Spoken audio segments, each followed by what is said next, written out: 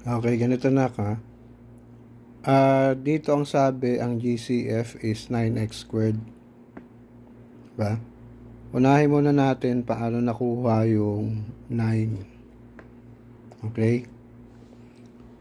Tingnan mo to. Diba? Ang mga numerical coefficient niya ay 9, 27, 63. Okay? Bakit 9? No? Kasi all these numbers are divisible by 9. Diba? Mo? How many 9 are there in 27x squared? 3. Diba? How many 9 are there in negative 63?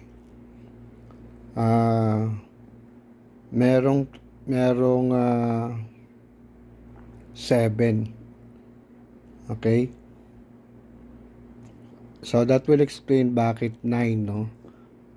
Yung greatest common factor pagdating sa numerical coefficients ng mga terms. Okay? Punta naman tayo dun sa mga variable and their exponents. Bakit x squared?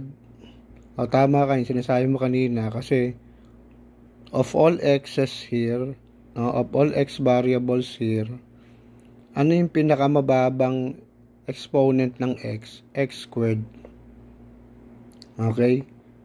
Bakit x squared lang? Ba't hindi pwedeng y? Kasi hindi naman common yung y sa tatlong terms na meron, di ba? Etong 9x to the fourth, wala namang y. Yung dalawa lang ang meron. So, yung y cannot be made part of the greatest common factor. Ano lang yung common factor na meron sa kanila? X squared. Okay? So, ganun yan. No? So, pag pinactor natin ngayon, it will become 9x squared times times ito times x squared. Diba? X squared plus x squared will become 9x squared. Bakit? Kasi diba, when you are multiplying variable with exponents, what do you do with exponent? You add. Diba? Ina-add mo yan. Kaya ang kalalabasan, 9x to the fourth. Okay? So, punta naman tayo dun sa pangalawa, no? Ito, 27 divided by 9. Okay? So, gamitin natin yung greatest common factor, 9x squared. So, magiging ilan na lang to? Multiply mo siya sa 3.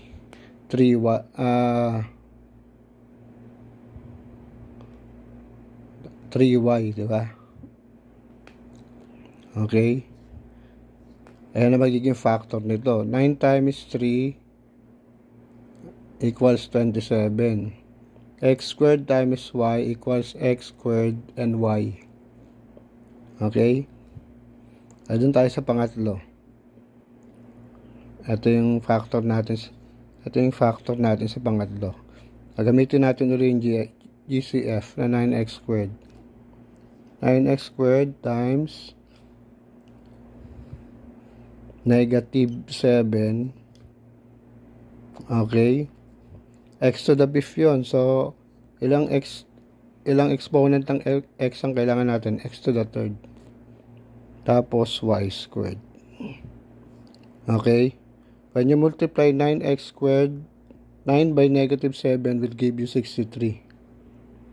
Okay? X squared multiplied by x cubed, i-add mo yung exponent, will give you x to the 5th. Tapos ito, ikakopy mo na lang to. Yung y squared. Okay? Gets? Ganun niya. Ganun siya kung saan nanggaling yung 9 tsaka yung x squared.